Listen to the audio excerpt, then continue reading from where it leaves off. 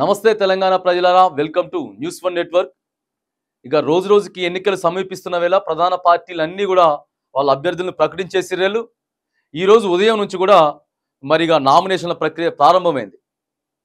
మరి కాంగ్రెస్ పార్టీ అధికారంలోకి వచ్చి ముందుకు దూసుకొని పోతా ఉంది. 14, 15 సీట్లు ఖచ్చితంగా మేము ఇక్కడ గెలుస్తాం, తెలంగాణ రాష్ట్రంలో గెలుస్తామని ఆశాభావం వ్యక్తం చేస్తున్నటువంటి కాంగ్రెస్ పార్టీ మరొక 3 అభ్యర్థులను అయితే ఎప్పుడో మే ఫస్ట్ వీక్ నుంచే మొదలుపెట్టినటువంటి ఢిల్లీ అధిష్టానం మరి ఇంకొక 3 సీట్లను మాత్రం ఇంకా సాగదీస్తూనే ఉంది. తెలంగాణ రాష్ట్రంలో హైదరాబాదు, ఖమ్మం, కరీంనగర్ ఈ 3 ఎంపీ టికెట్లను మాత్రానికి మరి ప్రకటించాలంటే కొంచెం, ఎందుకంటే అక్కడ నుంచి ఆశావాహులు ఎక్కువగా ఉన్నారు. ఎవరికి టికెట్ ఇస్తే ఏమవుతుంది, ఎవరు మళ్ళీ జంప్ అయ్యేటటువంటి అవకాశం ఉంది. అందుకని చివరి క్షణం వరకు తీవ్రమైనటువంటి ఆలోచన చేసి కాంగ్రెస్ పార్టీ మరి ఆ 3 సీట్లు ఇవ్వబోతా ఉంది. మరి ఎవరికి ఆ 3 స్థానాలు ఎవరు అనేటువంటి వార్త కూడా మనకి ఇక్కడ కనబడతా ఉంది. ఇక కాంగ్రెస్ పార్టీకి సంబంధించినటువంటి విషయం, ఖమ్మం అభ్యర్థిగా పొంగులేటి ప్రసాద్ రెడ్డి, కరీంనగర్లో రాజేందర్ రావు, హైదరాబాద్కు వలీవుల్లా. ఆయా స్థానాల్లో పార్టీ అభ్యర్థులపై కాంగ్రెస్ వర్గాల్లో చర్చ. వచ్చేలా అభ్యర్థిత్వాన్ని అనధికారికంగా ఖరారు చేసిన డిసిసిసి కేసీ సంతకం కోసమే వెయిటింగ్ అంటున్నటువంటి ఇక గాంధీ భవన్ వర్గాలు. అధికారికంగా ప్రకటించకుండా మిగిలిపోయిన 3 లోక్సభ స్థానాలకు కాంగ్రెస్ అభ్యర్థులు ఖరారైనట్టు తెలుస్తోంది. ఈ 3 స్థానాల విషయంలో నిర్ణయం జరగపోయినప్పటికీ ఫైల్ మీద సంతకం పెట్టకపోవడంతో ఆగిపోయినట్టు తెలుస్తోంది.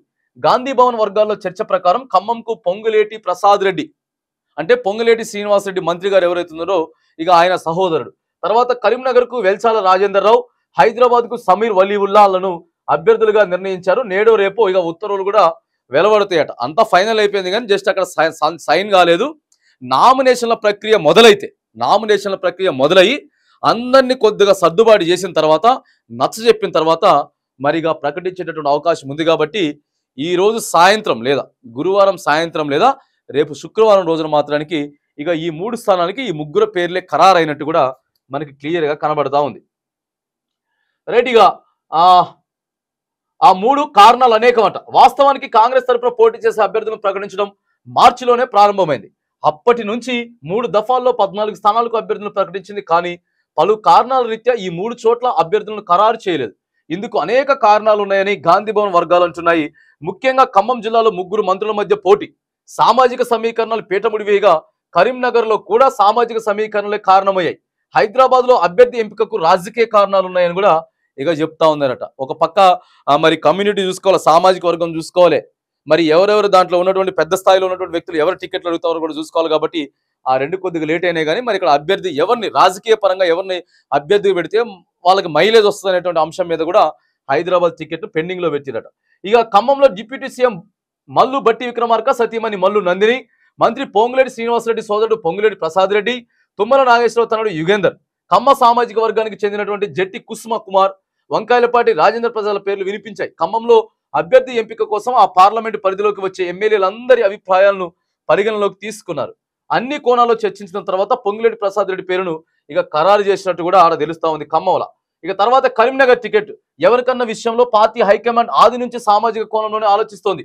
ఇక్కడ మొదటి నుంచి మాజీ ఎమ్మెల్యే అలిగిరెడ్డి ప్రవీణ్ రెడ్డితో పాటు వెలమ సామాజిక వర్గానికి చెందిన వేల్సాల రాజేందర్ రావు పేరు మాత్రమే పరిశీలించారు. ఇక అక్కడేమో రెడ్డి సామాజిక వర్గానికి చెందిన వాళ్ళకి ఇచ్చిర్రు, ఈడేమో వెలమ సామాజిక వర్గానికి చెందిన వాళ్ళకి కరీంనగర్లో ఇస్తా ఉన్నారు.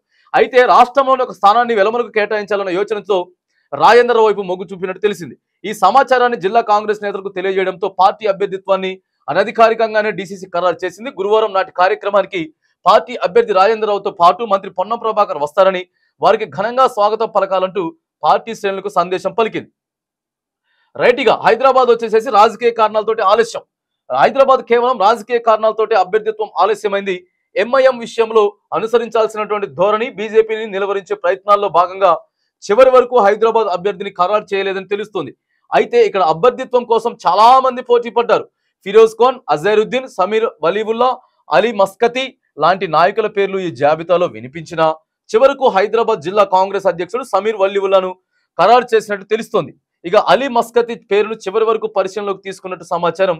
ఈ 3 స్థానాల విషయంలో అధిష్టానం ఓ కొలిక్కి రావడం, పోలింగ్ కు మరో 25 రోజులు మాత్రమే సమయం ఉన్నందు నేపథ్యంలో నేడు లేకపోతే రేపు ఈ 3 టికెట్లను కూడా ఫైనల్ చేసి అభ్యర్థులను ప్రకటించేటటువంటి ఆ ప్రయత్నం కూడా కాంగ్రెస్ పార్టీ చేస్తా ఉంది. మాక్సిమం ఇక ఖమ్మం, కరీంనగర్, హైదరాబాద్ ఈ మూడింటికి కూడా ఎంపీ అభ్యర్థులను దాదాపుగా ఈ ముగ్గురు పేర్లే. ఒకళ్ళు వెలమ సామాజిక వర్గానికి చెందిన వాళ్ళు ఒకరు, తర్వాత రెడ్డి సామాజిక వర్గానికి చెందిన వాళ్ళు ఒకరు, ఇక తర్వాత మనోడు వచ్చేసేసి ఇక ఆ ముస్లిం మైనారిటీకి సంబంధించినటువంటి ఆ వ్యక్తిని కూడా ఖరారు చేసి ఇక వీళ్ళందరినీ కూడా ఎన్నికల క్షేత్రంలోకి దించబోతా ఉంది కాంగ్రెస్ పార్టీ అనేటువంటి అంశాన్ని కూడా చూడాలి. మరి మేమంటే మేము డబల్ డిజిట్లు మేమంటే మేము గెలుస్తామని చెప్పి బీఆర్ఎస్, కాంగ్రెస్, బీజేపీ మూడు హోరాహోరీగా వెళ్తున్నటువంటి సందర్భంలో మరి ఎవరికి ఎలాంటి ప్రజలు తీర్పిస్తారో అది కొద్ది రోజుల్లోనే తేలబోతుంది అన్నటువంటి విషయం కూడా మనం ఇక్కడ చూస్తా ఉన్నాం.